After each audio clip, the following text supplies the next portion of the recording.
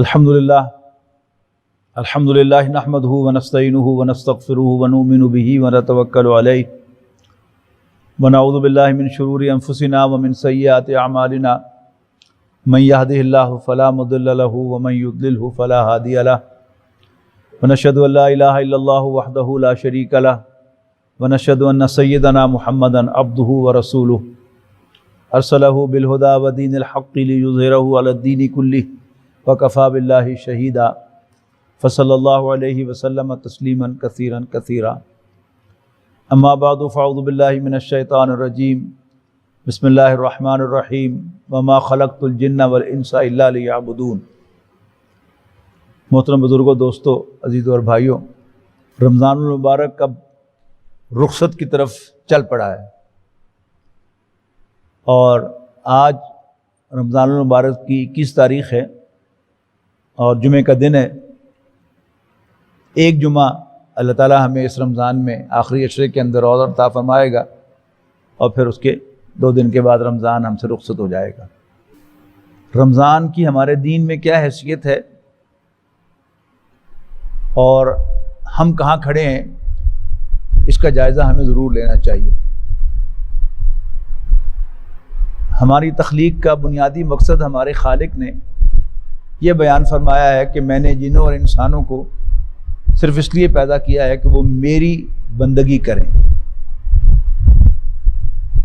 میری غلامی اختیار کریں۔ بندگی کیا ہے؟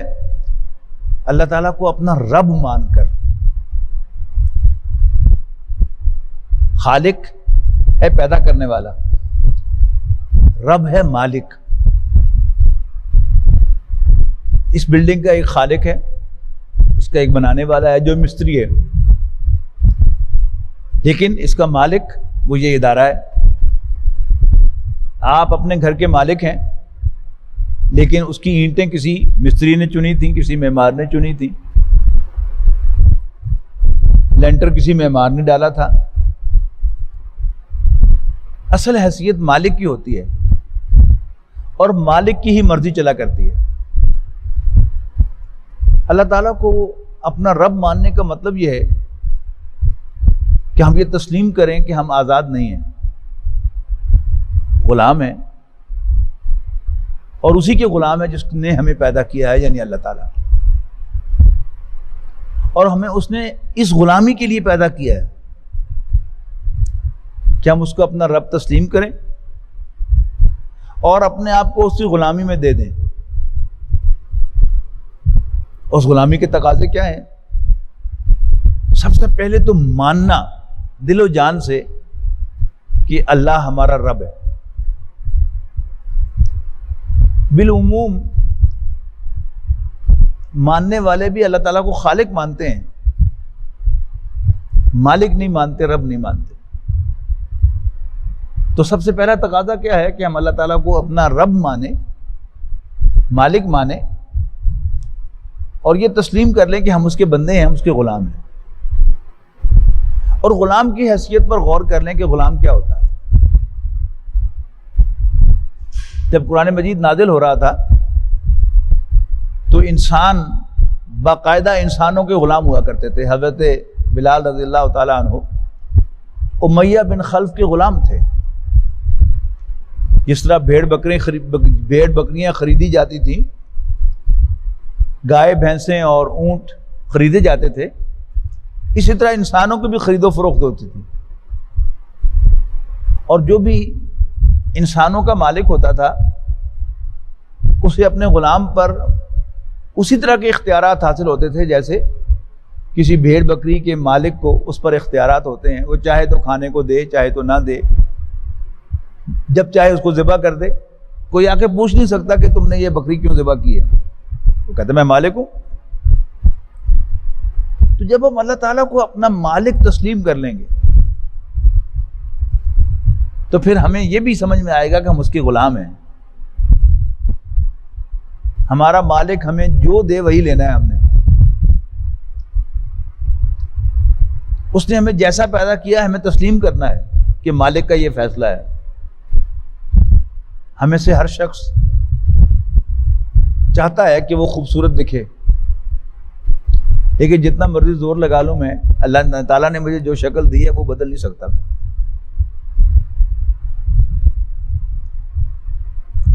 پھر ہر میں سے ہر شخص چاہتا ہے کہ وہ صاحب حیثیت ہو، لیکن اللہ تعالیٰ نے مجھے آپ کو جو حیثیت دی ہے وہی ہے، ہم جتنا مرضی زور لگا لیں ہوگا وہی جو اللہ چاہے گا۔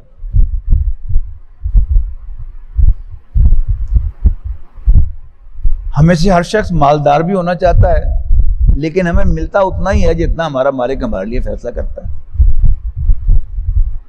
اور اس میں بڑی خاص نوٹ کرنے والی باتیں ہیں کہ ہم نے جو معیارات سمجھے ہیں کہ جی علم ہو، ڈگری ہو تو انسان اچھا کمائی کرتا ہے، لیکن اس فیصل آباد شہر میں آپ کو ڈھونڈیں گے تو پتہ چلے گا کہ کوئی ڈبل پی ایچ ڈی یہاں بھوکا بھی مرا ہے۔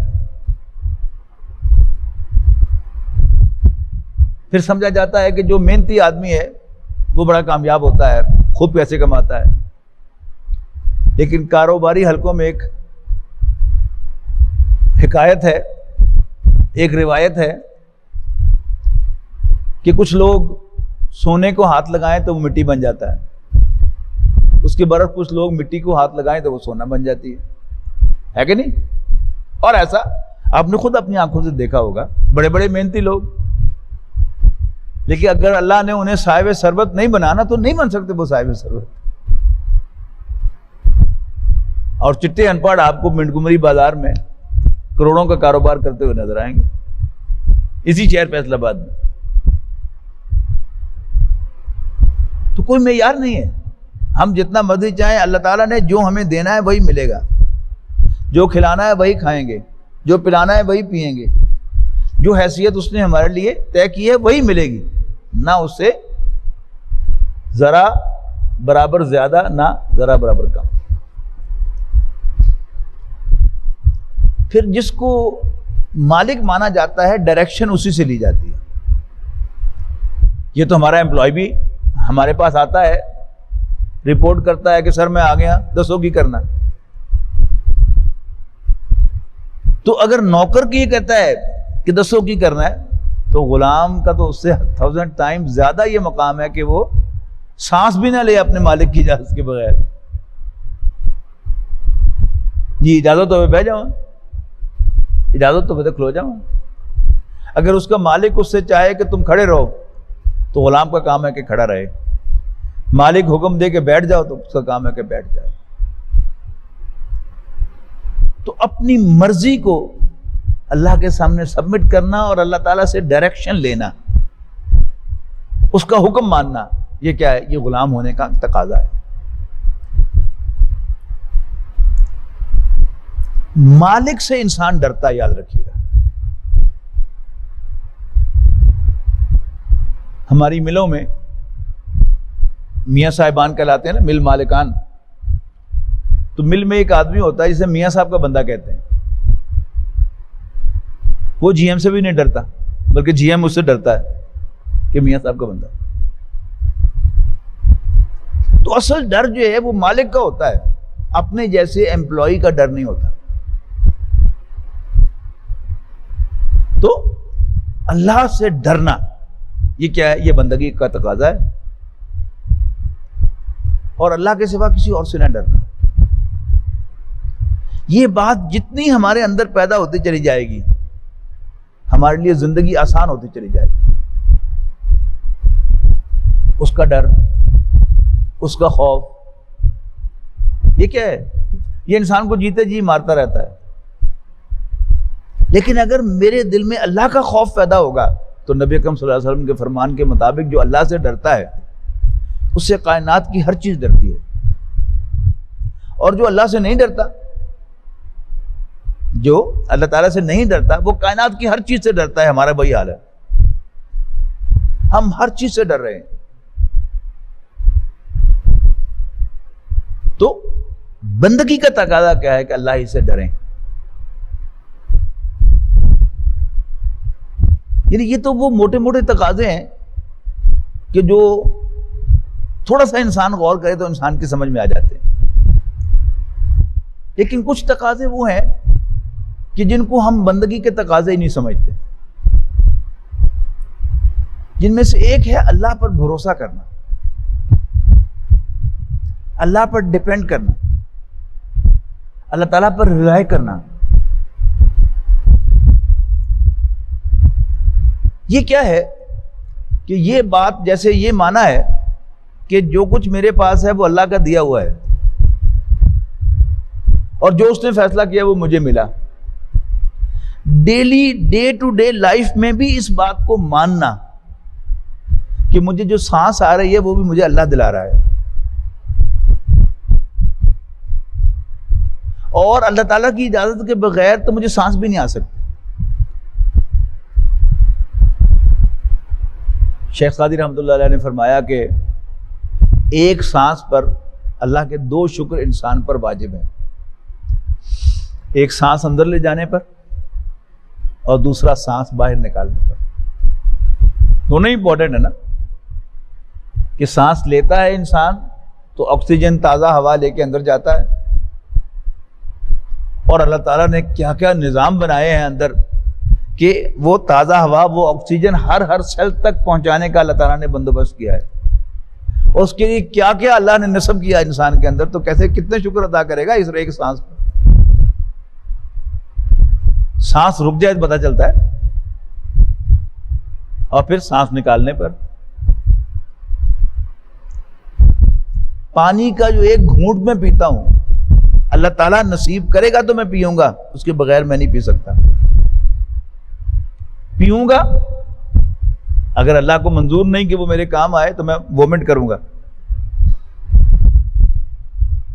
پیوں گا 4 گھونٹ، نکالوں گا 8 گھونٹ، اور تکلیف علیحدہ ہوگی۔ جب اللہ تعالیٰ میرے لیے فیصلہ فرمائے گا کہ میں پانی پیوں اور پانی میرے لیے مفید ہو، تو اللہ تعالیٰ مجھے پانی پینے کو پرووائڈ کرے گا، اور پھر اسے میرے جسم کے لیے باعث تقویت بنائے گا۔ یہ سب اللہ تعالیٰ کا کام ہے۔ صبح و شام، دن رات، یہ اللہ تعالیٰ ہی ہے جو مجھے چلا رہا ہے۔ یہ کائنات آپ سے آپ نہیں چل رہی، اللہ تعالیٰ اس کو چلا رہا ہے اپنے علم کے ساتھ، اپنی قدرت کے ساتھ، اپنی حکمت کے ساتھ۔ کچھ بھی ہو جائے، یعنی قرآن مجید میں یہ مضمون بڑے خوبصورت انداز میں آیا ہے۔ 2 صورتوں کا حوالہ دوں گا، ویسے تو کئی جگہ آیا ہے۔ سورۃ تغابن میں فرمایا ما اصاب من مصیبت الا باذن اللہ، نہیں آتی کوئی مصیبت مگر اللہ کی اجازت سے۔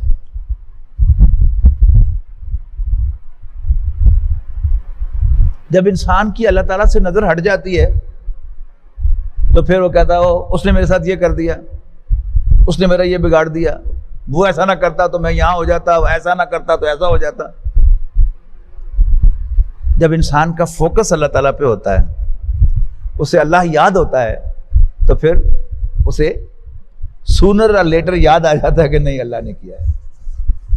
اس کی کیا مجال تھی کہ میرا کچھ بگاڑ سکتا، اس کی کیا مجال تھی کہ وہ میرا کوئی نقصان کر سکتا، مجھے کوئی تکلیف پہنچا سکتا، مجھے کوئی زخم لگا سکتا، اگر میرے رب کو منظور نہ ہوتا۔ تو یہ رب کا فیصلہ ہے، بیچ میں تو یہ ویسے خام خواہ آ گیا ہے، یہ رب کا فیصلہ ہے، اس نے اسے مامور کیا ہے کہ وہ مجھے زخم لگائے، وہ مجھے تکلیف پہنچائے۔ تو ما اصاب من مصیبت الا باذن اللہ، چھوٹا سا جملہ ہے، لیکن کبھی یہ جملہ ہمیں یاد ہو جائے دل سے، صرف زبانی یاد نہ ہو، بلکہ ہمارے دل کو ہر وقت یاد ہو کہ کوئی مصیبت نہیں آتی مگر اللہ کی اجازت سے۔ اور یہ رمضان کا مہینہ اللہ نے ہمیں اس لیے دیا ہے کہ ہم ذرا اللہ کے ساتھ جڑیں، ہمارے اندر خوف خدا پیدا ہو، اللہ سے ڈریں، اور اللہ سے جب ڈریں گے تو پھر غیر اللہ کا ڈر ختم ہوگا، اور ہمیں اللہ تعالیٰ جو ہے وہ یاد آئے گا۔ یعنی انسٹنٹینیس ریئیکشن تو ہو سکتا ہے کہ مجھے تکلیف آئے اور میری آنکھوں سے آنسو آ جائیں، یا فوری طور پر جو ذریعہ بنا ہے میری تکلیف کا مجھے آئے، لیکن اگر میں اللہ سے ڈرتا ہوں تو اللہ تعالیٰ مجھے کچھ دیر کے بعد یاد کرا دے گا کہ نہیں اللہ ہی نے کیا ہے۔ تو فرمایا ما اصاب من مصیبت الا باذن اللہ ومن یؤمن باللہ یہد قلبہ، جو اللہ پر یقین رکھے گا، اللہ پر ایمان رکھے گا، اللہ تعالیٰ اس کے دل کی رہنمائی کرے گا۔ دل کی رہنمائی کیا ہے؟ یہی کہ اسے یاد آ جائے کہ نہیں اللہ نے کیا ہے، اور یہ یاد آنا اللہ تعالیٰ کا بہت بڑا احسان ہے، بہت بڑا احسان ہے کہ انسان کو کسی بھی وقت خواہ کوئی مصیبت آئی ہو یا کوئی بھلائی ملی ہو، اسے یاد آ جائے کہ اللہ نے دی ہے۔ اس میں پھر انسان کے سٹیپس ہیں۔ آئیڈیلی سپیکنگ، خواہ بظاہر کوئی اچھا کام ہو یا برا کام ہو، آئیڈیلی سپیکنگ اللہ تعالیٰ کو شکر ادا کرنا چاہیے کہ یا اللہ کیونکہ تو نے دیا ہے تو ٹھیک ہی ہے، میں تیرا شکر ادا کرتا ہوں۔ لیکن کم سے کم کیا ہے کہ اچھائی ہے، اچھا لگا ہے تو اللہ کا شکر ادا کر دیں، اور اگر اچھا نہیں لگا تو یہ یقین رکھیں کہ کیا اللہ نے، کہ اس کی کوئی بہتری ہوگی۔ اس میں ایک سوال پیدا ہوتا ہے کہ پھر what to do؟ انسان کا یہ کام ہے ہی نہیں کہ وہ اللہ کے کسی کام کو کوسچن کرے، اس کا ایک ہی کام ہے کہ اطاعت کرے۔ اگلی آیت میں، یہ سورہ تغابن کی میں آیات آپ کو سنا رہا ہوں کہ وَمَن یُؤْمِن بِاللَّهِ یہد قلبہ، جو اللہ پر یقین رکھتا ہے اللہ تعالیٰ اس کے دل کی رہنمائی کرتا ہے۔ وَاللَّهُ بِكُلِّ شَيْءٍ علیم، اللہ تعالیٰ ہر چیز کا علم رکھنے والا ہے۔ وَأَطِيعُوا اللَّهَ وَأَطِيعُوا الرَّسُولَ، تمہارا کام ہے اللہ اور اس کے رسول کا کہنا ماننا۔ فَإِن تَوَلَّيْتُمْ فَإِنَّمَا عَلَىٰ رَسُولِنَا الْبَلَاغُ الْمُبِينُ، اور اگر تم منہ موڑو گے تو یاد رکھنا اللہ کے رسول کے ذمہ تو صرف وضاحت کے ساتھ پہنچانا ہے۔ اللہ لا الہ الا ہو، اللہ کے سوا کوئی عبادت کے لائق نہیں ہے۔ وعلی اللہ فلیتوکل المؤمنون، اور مومنوں کو چاہیے کہ وہ اللہ ہی پر بھروسہ کیا کریں۔ یہی مضمون سورہ حدید میں جو آیا ہے تو وہاں فرمایا کہ ما اصاب من مصیبت فی الارض ولا فی انفسکم الا فی کتاب من قبل ان نبرأ، نہیں کو آتی کوئی مصیبت، نہیں پیش آتا کوئی واقعہ زمین پر یا تمہارے دلوں میں۔ دلی صدمے ہوتے ہیں نا کہ بظاہر کچھ نہیں ہوا، لیکن بعض اوقات کسی کی بات سے صدمہ پہنچتا ہے، انسان کو ہارٹ اٹیک ہو جاتا ہے۔ تو کوئی مصیبت نہیں آتی زمین پر نہ تمہارے دل میں، الا فی کتاب من قبل ان نبرأ، مگر یہ کہ وہ اللہ کے ہاں لکھی ہوئی ہوتی ہے اس سے پہلے کہ ہم اسے ظاہر کریں۔ ان ذالک علی اللہ یسیر، یقیناً ایسا کرنا اللہ تعالیٰ پر بہت آسان ہے۔ کیوں بیان کر رہا ہے وہ؟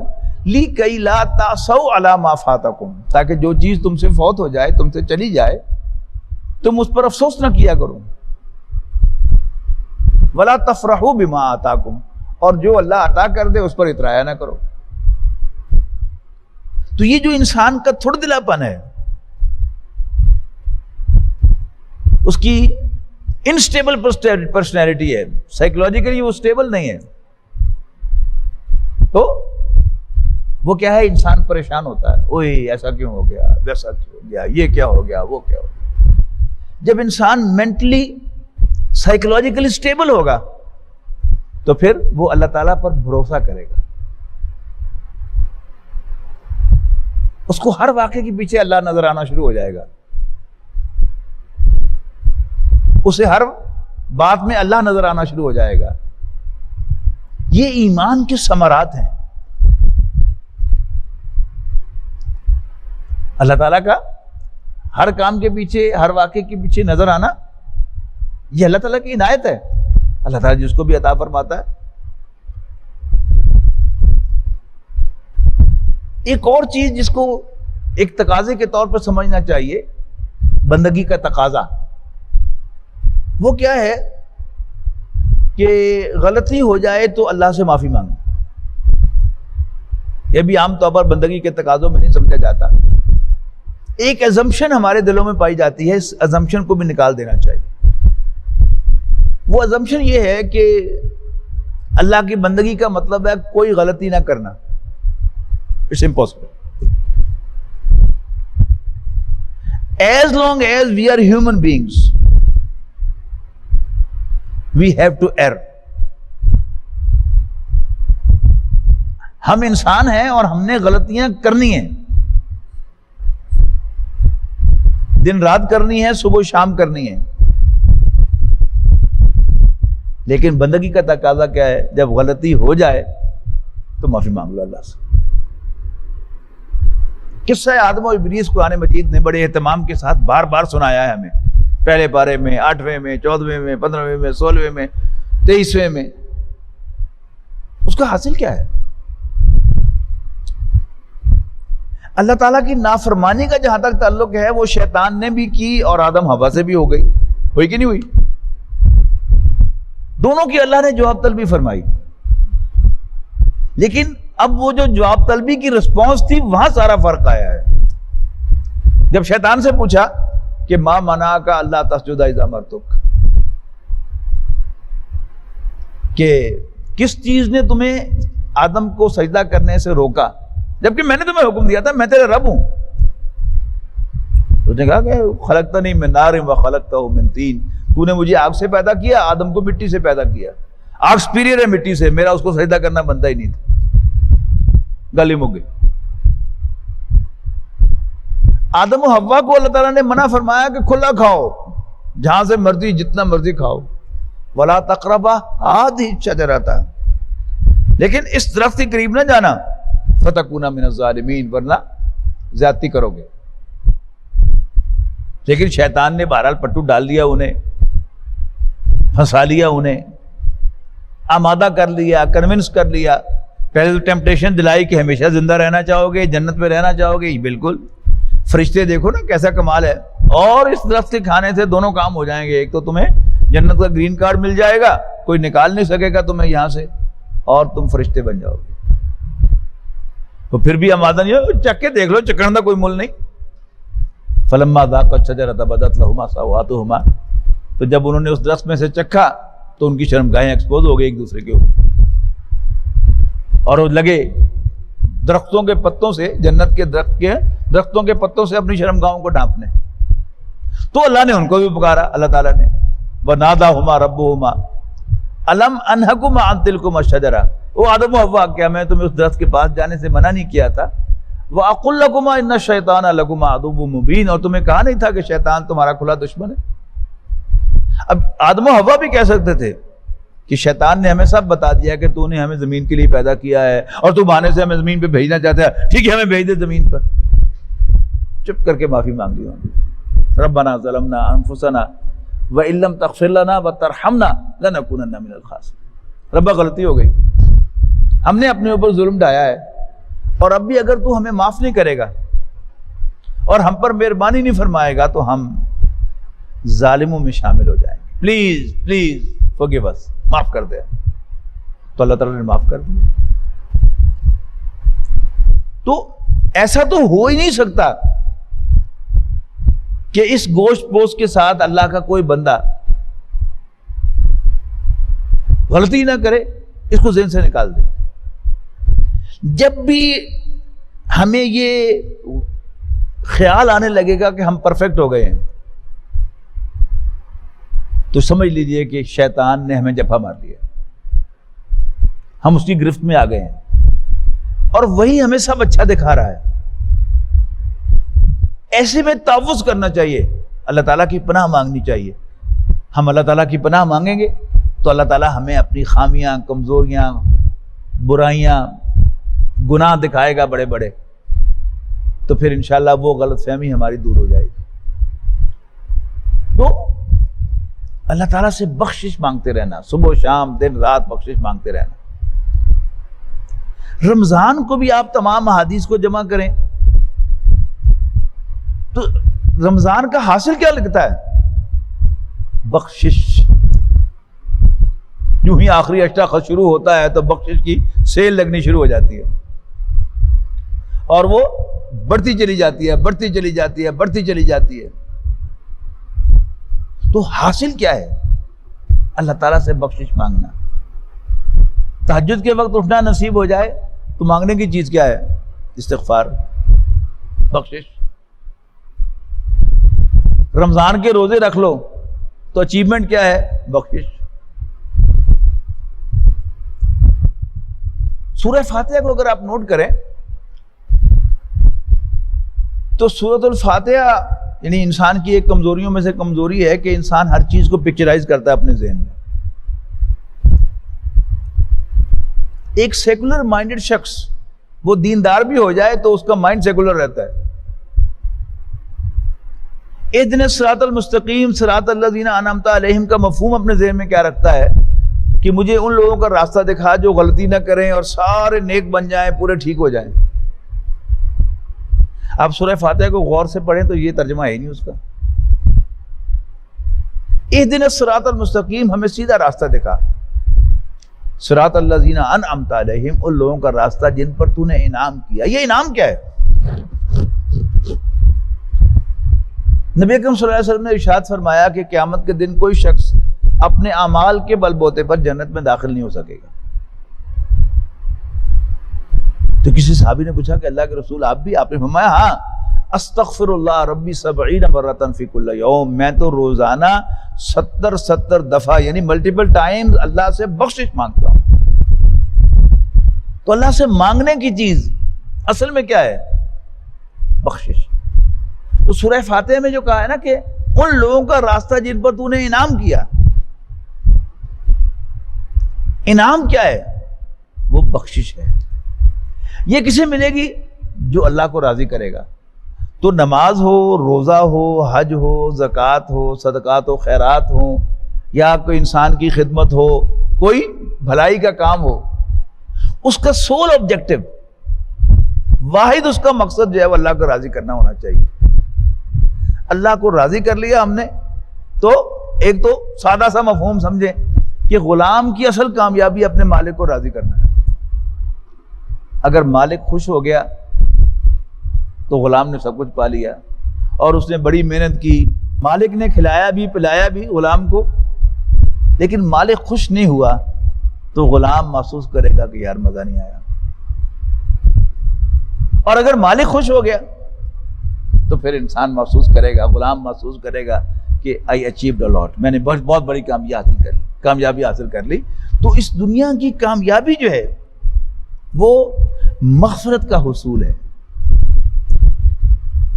انسان ہر چیز کو پکچرائز کرتا ہے، جیسا کہ میں نے عرض کیا۔ قیامت کا منظر جو ہم اپنے ذہن میں لاتے ہیں، پہلے لاتے تھے جب ڈیجیٹل ٹیکنالوجی نہیں آئی تھی تو سوچتے تھے کہ کتنا بڑا ترازو ہوگا اور کتنا بڑا وہ اعمال نامہ ہوگا جو اس ترازو میں تولا جائے گا۔ اب بڑی آسانی ہو گئی، ڈیجیٹل اکاؤنٹیبلٹی آ گئی کہ ہمارا اعمال نامہ جو ہے وہ یوں سلیش ہوگا اور رزلٹ ڈسپلے ہوگا۔ اب جو سیکولر مائنڈ ہے وہ کیا کہتا ہے کہ یوں اعمال نامہ سلیش ہوگا اور سامنے رزلٹ ڈسپلے ہوگا کہ اس کے نیک اعمال جو ہیں اگر 51% ہیں تو پھر یہ کامیاب ہے۔ ہم بھول جاتے ہیں کہ قیامت کے دن صرف اعمال گنے نہیں جائیں گے، تولے بھی جائیں گے۔ ایک ہی عمل ایک شخص کرتا ہے تو اس کی ویلیو کچھ اور ہے، وہی عمل کوئی دوسرا شخص کرتا ہے تو اس کی ویلیو کچھ اور ہے۔ ایک ہی شخص صبح کو ایک کام کرتا ہے تو اس کی ویلیو اور ہے، شام کو وہی شخص وہی کام کرتا ہے تو اس کی ویلیو اور ہے۔ کیوں؟ اللہ تعالیٰ اعمال کو گنتا ہی نہیں، تولتا بھی ہے۔ خلوص و اخلاص کا وزن ہے۔ اللہ کو راضی کرنے کے لیے کیا تو چھوٹے سے چھوٹا عمل بھی بہت ہے، اور بڑے سے بڑا عمل کیا لیکن دکھاوے کے لیے کیا تو وہ زیرو ہو گیا۔ تو اصل جو ہے وہ اللہ تعالیٰ کے ساتھ تعلق جوڑنا۔ نماز بھی کیوں ہے کہ انسان اس دنیا میں مگن ہو جاتا ہے، اللہ کو بھول جاتا ہے، تو بار بار اللہ کے حضور حاضر ہو کر ایاک نعبد و ایاک نستعین، یا اللہ ہم تیرے ہی بندے ہیں تجھی سے مدد مانگتے ہیں، یا اللہ ہم تیرے ہی بندے ہیں تجھی سے مدد۔ یہ ہے نماز۔ روزہ کیا ہے کہ اے اللہ ہمارے پاس کھانے کو ہو بھی صحیح لیکن تو منع کرتا ہے تو ہم نہیں کھائیں گے۔ پیاس لگی ہو، پانی ہو، مشروبات ہوں، لیکن تیری اجازت نہیں ہے تو ہم نہیں پیئیں گے۔ تو یہ کیا ہے؟ یہ انسان کے دل میں اللہ تعالیٰ کا خوف پیدا کرتا ہے، اور انسان جو ہے وہ اللہ تعالیٰ سے ڈرتا ہے اور اس کے ساتھ اللہ تعالیٰ کا تعلق مضبوط ہوتا ہے۔ یعنی اللہ کا ڈر، اللہ تعالیٰ پر بھروسہ، اللہ پر توکل، اور غلطی ہو جائے تو اللہ سے بخشش مانگنا. اگر ان تین باتوں میں ہم ٹیون ہو جائیں اللہ تعالیٰ کے ساتھ تو یوں سمجھیے کہ اللہ تعالیٰ کی بندگی بھی حاصل ہو گئی، سکون و اطمینان بھی حاصل ہو گیا، اور مزے بھی آ گئے. اس لیے کہ مزے جو ہیں وہ اللہ تعالیٰ کے راضی ہونے میں ہیں. اللہ راضی ہے تو ہمیں جو مزہ اس وقت آئے گا وہ دنیا جہان کی دولت سے ہمیں نہیں مل سکتا.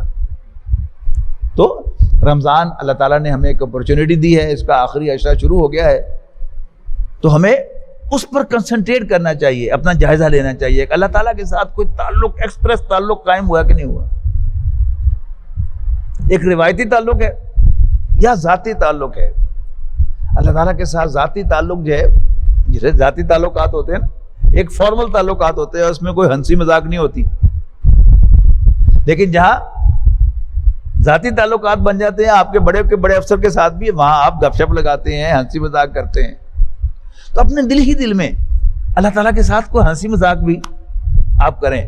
غلطی ہو جائے تو خود ہی ہنس پڑیں اللہ کے سامنے کہ یا اللہ مجھ سے غلطی ہو گئی، یا اللہ تو میرا فلاں کام ٹھیک کر دے، یا اللہ تو ایسا کرتے ہو، آئی ایم سوری اللہ. یہ جیسے ہم آپس میں بات کرتے ہوئے کبھی انگلش میں بولتے ہیں، کبھی پنجابی میں بولتے ہیں، کبھی اردو میں بولتے ہیں، کبھی عربی میں. عربی تو اکثر و بیشتر ہمیں آتی نہیں، لیکن یہ ساری چیزیں اللہ تعالیٰ کے ساتھ ہمیں فرینک ہونا چاہیے. آپ بہت انجوائے کریں گے زندگی کو. آپ ذرا ان 3-4 چیزوں کا اہتمام کر لیں. اللہ تعالیٰ کو اپنا رب مان کر اس کا بھروسہ، اس پر بھروسہ، اسی کا کہنا مانیے. پھر ہمیں چاہیے کہ اسی سے ڈریں اور کسی سے نہ ڈریں، اور اللہ تعالیٰ پر توکل کریں. توکل کا میں ایک آپ کو طریقہ بھی بتاتا ہوں کہ توکل جو ہے ایک مشکل کام ہے. یعنی آنکھوں سے ہمیں نظر آ رہا ہے کہ یہ کام اس نے کیا ہے، یہ ایسا ہو گیا، اس لیے نتیجہ یہ نکلا ہے، تو میں کیسے اللہ پر توکل کروں؟ آپ کو توکل جو ہے اس کی ٹریننگ دیں. مثال کے طور پر آپ جا رہے ہیں سڑک پر، سامنے آپ کو گرین سگنل نظر آ رہا ہے، آپ اپنی گاڑی کو تیز نہ کریں، اپنی بائک کو، اپنی سائیکل کو تیز نہ کریں، اور اللہ تعالیٰ سے کہیں کہ یا اللہ اگر میرے لیے یہ گرین سگنل مفید ہے کہ میں نکل جاؤں تو لیٹ اٹ بی گرین، یہ گرین رہنے دینا، اور اگر تیرے علم کے مطابق میرا یہاں ٹھہرنا بہتر ہے تو اس کو ریڈ کر دینا. یعنی آپ کا جو انکانشیس مائنڈ ہے وہ کیا کہ یار گرین سگنل تو نکل جاؤ، فٹافٹ تھوڑا جا ایکسلریٹ کرو اور نکل جاؤ. تو اپنے آپ کو ذرا ٹرینڈ کریں کہ اللہ پر چھوڑ کر کہ یا اللہ اگر تو بہتر ہے میرے لیے یہ تو یہ کر دے، اگر یہ بہتر ہے تو یہ کر دے. تو انشاءاللہ یہ آپ کو بڑی مدد دے گا اس میں کہ آپ اپنے اندر اللہ پر توکل جو ہے وہ پیدا کر سکیں. ٹھیک ہے؟ تو چھوٹی چیزیں ہیں بظاہر یہ بڑی، لیکن اللہ تعالیٰ کے ساتھ تعلق کے اعتبار سے آئی تھنک کہ یہ چیزیں جو ہیں یہ زیادہ امپورٹنٹ ہیں، زیادہ مزے کی ہیں. تو اللہ تعالیٰ کے ساتھ ایک ذاتی تعلق پیدا ہو جائے. کوئی کام غلط ہو جائے تو دل ہی دل میں اللہ تعالیٰ کے سامنے ہنس پڑا کیجیے، یا اللہ آئی ایم سوری، میں تو یوں سمجھا تھا لیکن تو ایسے راضی ہے تو بس پھر ایسے راضی. تو try to be personal to him. اللہ تعالیٰ کے ساتھ ایک ذاتی تعلق استوار کرنے کی کوشش کیجیے، تو انشاءاللہ آپ اپنی زندگی میں انقلاب پائیں گے. اور ایک گولڈن اپورچونٹی رمضان نے ہمیں دی ہے، اللہ تعالیٰ نے اس رمضان میں خاص طور پر زیادہ دی ہے. لاک ڈاؤن کا زمانہ ہے اور ہم گھروں میں بیٹھے ہوئے ہیں، اور یہ جو فضولیات ہیں سوشل میڈیا کی ان کو اوائڈ کرتے ہوئے مراقبہ کہ دل ہی دل میں اللہ تعالیٰ کے ساتھ متوجہ ہو کر اس سے کچھ باتیں کیجیے. زبان سے بے شک کچھ نہ کہیے، صرف دل میں. وہ گپ شپ جو ہے وہ انشاءاللہ آپ کو رمضان کا مزہ بھی دے گی، تعلق میں اللہ کا مزہ بھی دے گی، بندگی کا مزہ بھی دے گی. اس سے انشاءاللہ ہماری دنیا بھی سنورے گی اور ہماری آخرت بھی. آخر دعوانا الحمدللہ رب العالمین. جو حضرات گھر میں خطبہ سن رہے ہیں خطاب، وہ سنت ادا کر کے مسجد میں تشریف لے آئیں. 1:50 پر انشاءاللہ دوسری اذان ہوگی اور پھر عربی خطبہ اور نماز ادا کی جائے گی. بہت شکریہ. محمدنا هو سيدنا فالعز لنا محبته الله الله الله الله الله